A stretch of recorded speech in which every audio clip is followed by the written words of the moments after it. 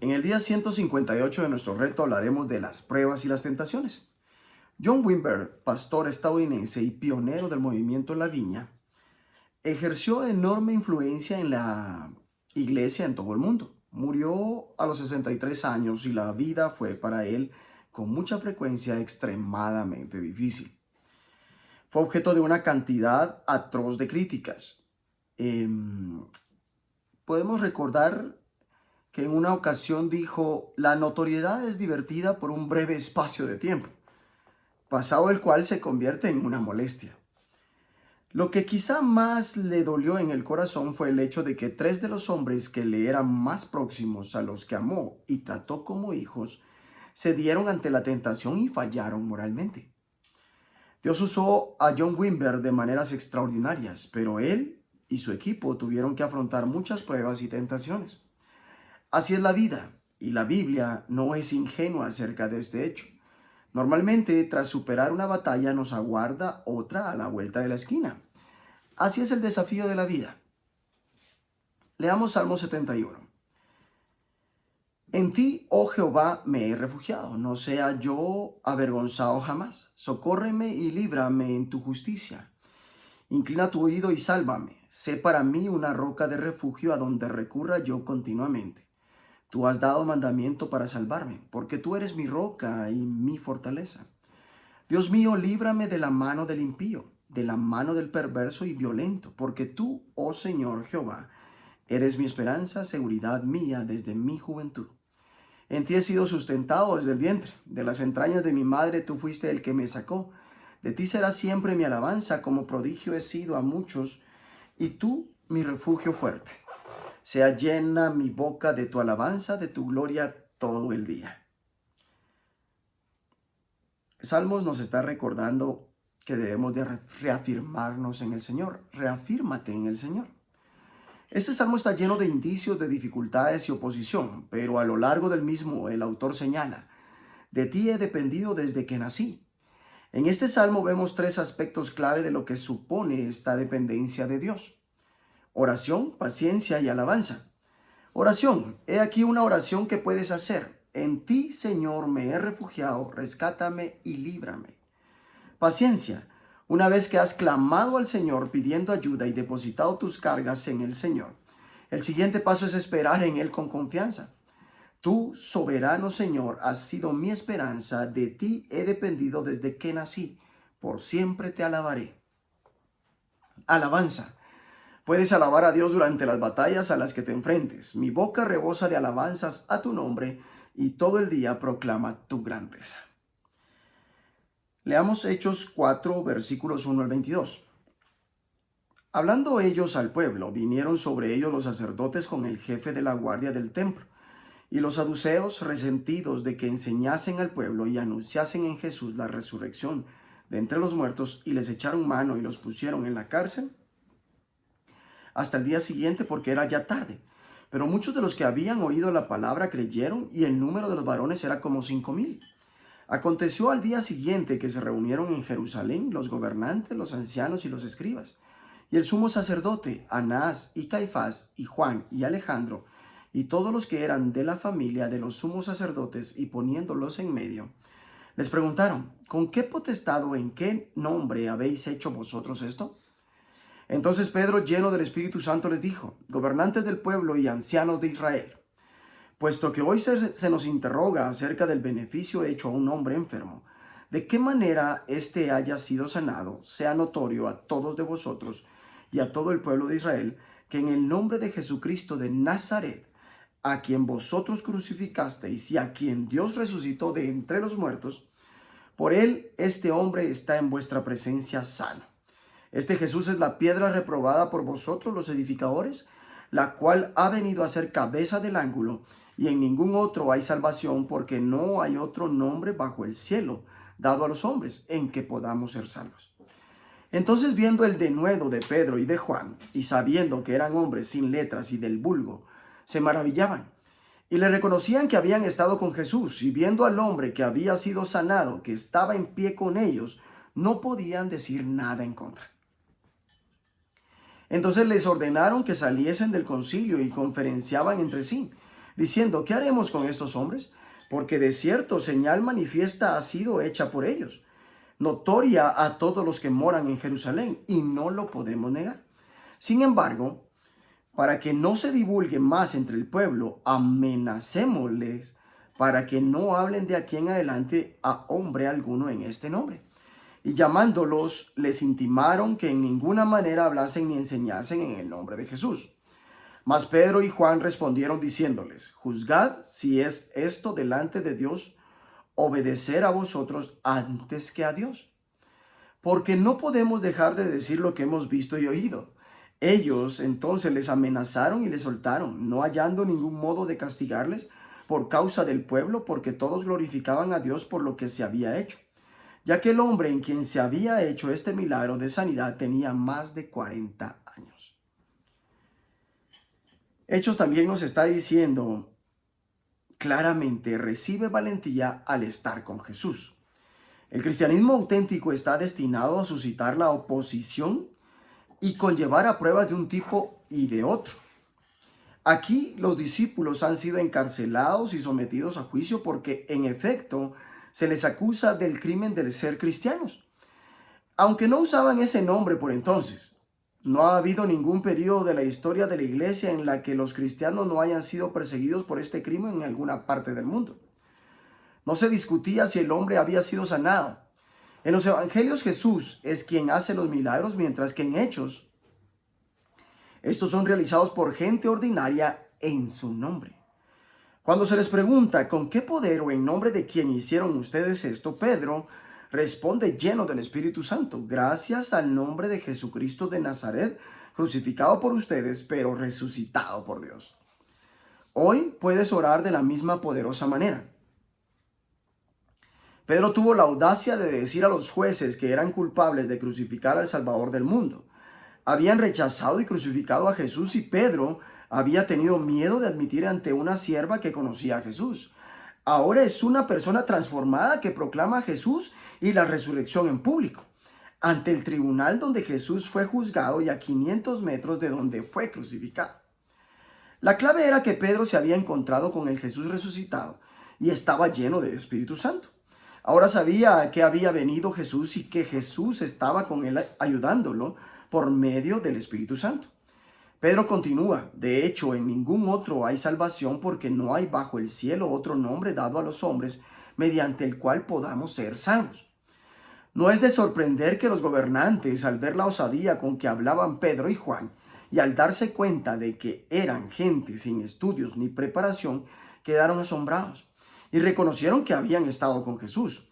Puede que Pedro y Juan no hubieran recibido mucha educación formal, pero habían estado en la escuela con Jesús y eran sus discípulos. Habían asistido a la Universidad de la Palabra de Dios y ahora estaban estudiando en la Universidad del Espíritu Santo. Mucha gente que Dios ha usado grandiosamente han sido personas con muy poca educación. Pedro y Juan recibieron amenazas para que no hablaran más sobre Jesús, pero ellos respondieron: nosotros no podemos dejar de hablar de lo que hemos visto y oído. Al enfrentarse a sus jueces, les sirvió de gran ayuda el hecho que todos podían ver el sorprendente milagro que había sucedido. Aquel hombre de 40 años estaba allí sano, en pie, dando testimonio del poder de Jesús. Segunda de Samuel 11. David y Betsabé. Aconteció al año siguiente, en el tiempo que salen los reyes a la guerra, que David envió a Joab y con él a sus siervos y a todo Israel, y destruyeron a los amonitas y sitiaron a Rabá, pero David se quedó en Jerusalén. Y sucedió un día, al caer la tarde, que se levantó David de su lecho y se paseaba sobre el terrado de la casa real, y vio desde el terrado a una mujer que se estaba bañando, la cual era muy hermosa.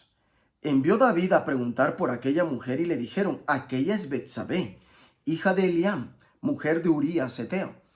Y envió David mensajeros y la tomó y vino a él, y él durmió con ella.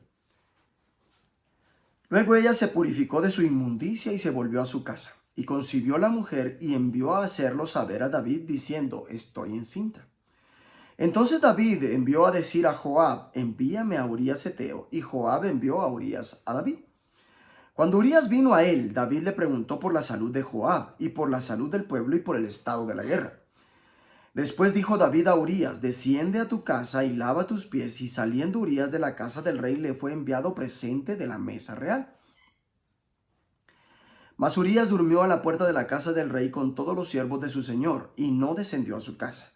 E hicieron saber esto a David, diciendo, Urías no ha descendido a su casa. Y dijo David a Urías, ¿no has venido de camino? ¿Por qué pues no descendiste a tu casa? Y Urías respondió a David, el arca e Israel y Judá están bajo tiendas, y mi señor Joab y los siervos de mi señor en el campo. ¿Y había yo de entrar en mi casa para comer y beber y a dormir con mi mujer? Por vida tuya y por vida de tu alma, que yo no haré tal cosa. Y David dijo a Urías, quédate aquí aún hoy, y mañana te despacharé. Y se quedó Urías en Jerusalén aquel día y el siguiente. Y David lo convidó a comer y a beber con él, hasta embriagarlo. Y él salió a la tarde a dormir en su cama con los siervos de su señor, mas no descendió a su casa. Venida la mañana, escribió David a Joab una carta, la cual envió por mano de Urías. Y escribió en la carta diciendo, poned a Urías al frente en lo más recio de la batalla, y retiraos de él, para que sea herido y muera. Así fue que cuando Joab sitió la ciudad, puso a Urías en el lugar donde sabía que estaban los hombres más valientes. Y saliendo luego los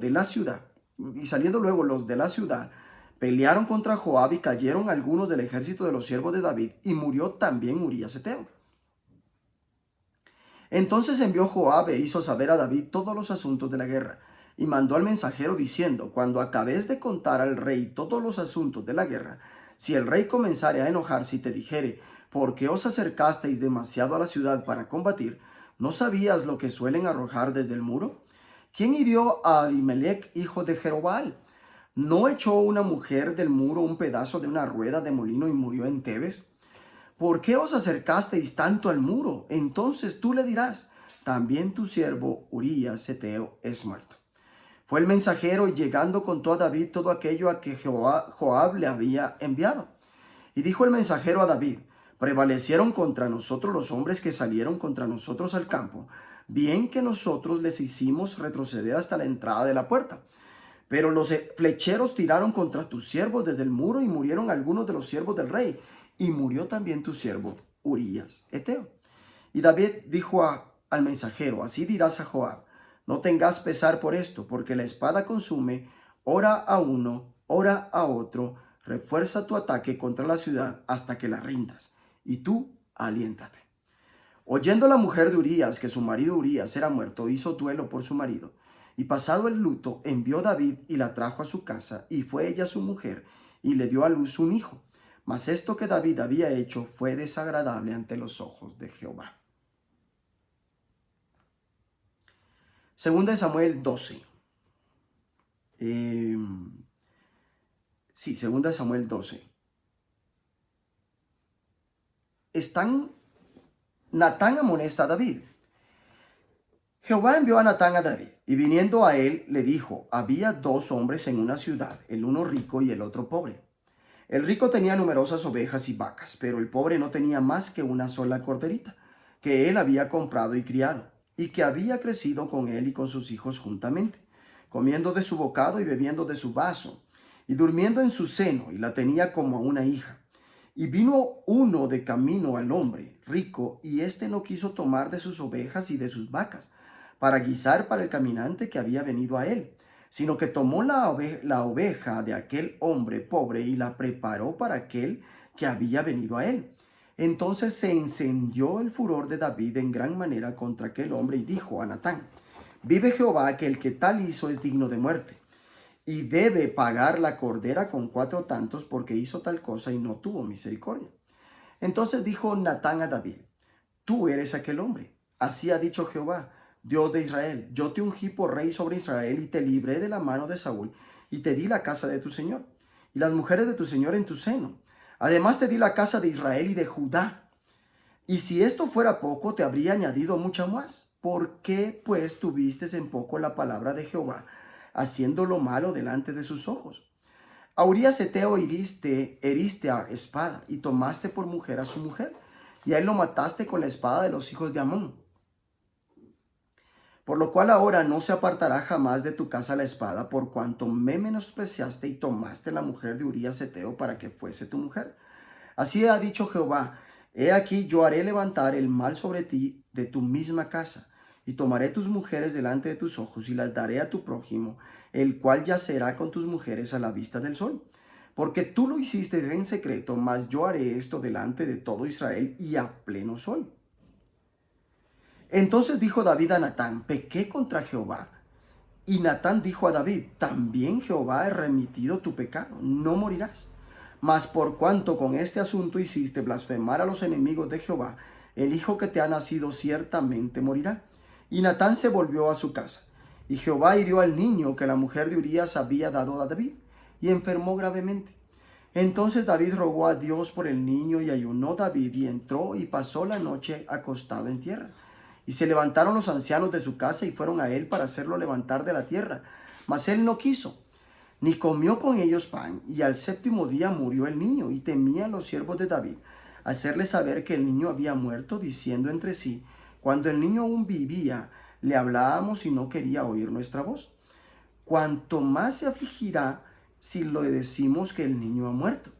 Mas David, viendo a sus siervos hablar entre sí, entendió que el niño había muerto, por lo que dijo David a sus siervos: ha muerto el niño. Y ellos respondieron: ha muerto.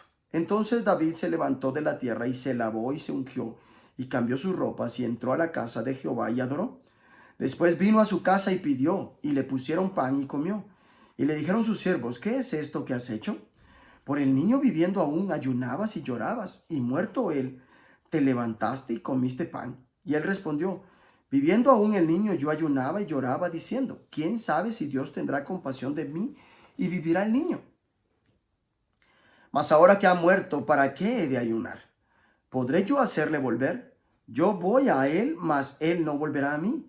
Y consoló David a Betsabé, su mujer, y llegándose a ella durmió con ella, y ella le dio a luz un hijo y llamó su nombre Salomón, al cual amó Jehová, y envió un mensaje por medio de Natán profeta. Así llamó su nombre Jedidías, a causa de Jehová. David captura a Rabá. Joab peleaba contra Rabá de los hijos de los hijos de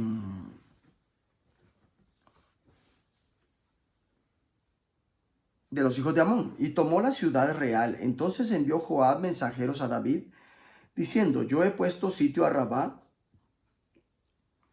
y he tomado la ciudad de las aguas. Reúne pues ahora al pueblo que queda y acampa contra la ciudad y tómala. No sea que tome yo a la ciudad y sea llamada de mi nombre. Y juntando David a todo el pueblo, fue contra Rabá y combatió contra ella y la tomó. Y quitó la corona de la cabeza de su rey, la cual pesaba 1 talento de oro y tenía piedras preciosas. Y fue puesta sobre la cabeza de David y sacó muy grande botín de la ciudad. Sacó además a la gente que estaba en ella y los puso a trabajar con sierras, con trillos de hierro y hachas de hierro. Y además los hizo trabajar en los hornos de ladrillos, y los mismo hizo a todas las ciudades de los hijos de Amón. Y volvió David con todo el pueblo a Jerusalén. Segunda de Samuel, en los capítulos 11 y 12, al contar esta historia de David, Betsabé, Salomón, simplemente nos está diciendo: asegúrate de agradar a Dios. Puede que en la cultura contemporánea las palabras "tú eres ese hombre" sean palabras de admiración, pero en la Biblia son de las palabras más inquietantes. David había sido descubierto, había sido tentado y caído en pecado. Lo hizo en secreto y pensaba que se iba a salir con la suya, pero Dios vio todo. En una de las mayores atenuaciones de la Biblia se nos cuenta que lo que David había hecho le desagradó al Señor. ¿Cuándo se fue todo a pique?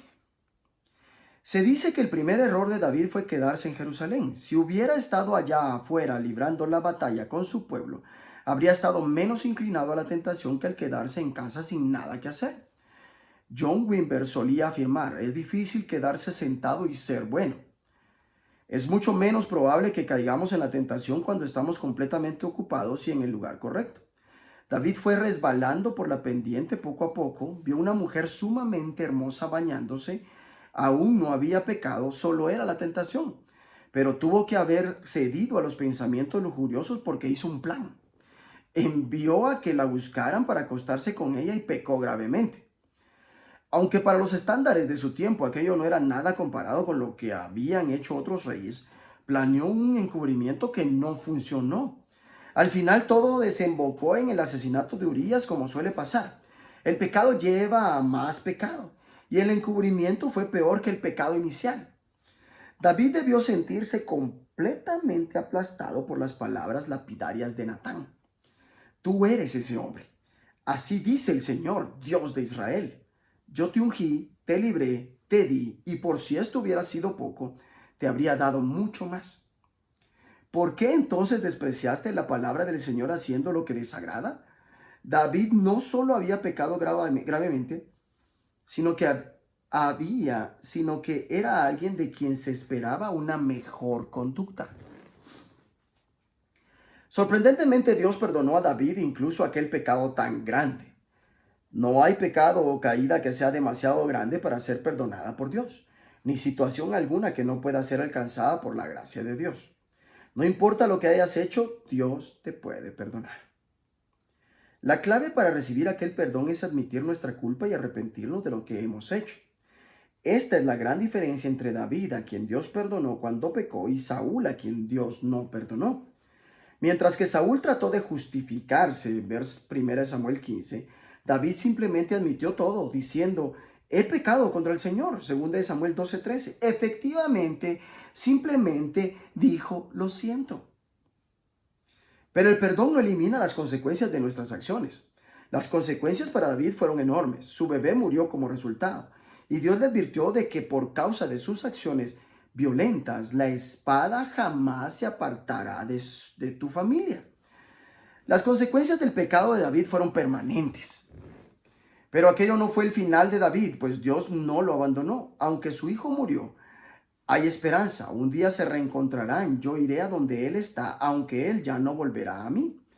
Y no solo eso, Dios dio a David otro hijo, Salomón, y el Señor amó al niño.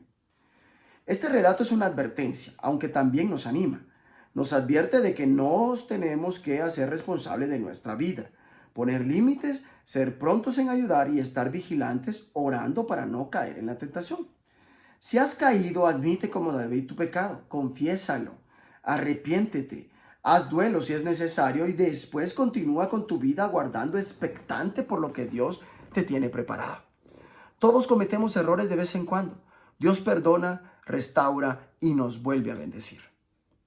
Señor, guarda mi corazón y los corazones de todo tu pueblo para que seamos fieles a ti. Que Dios te bendiga.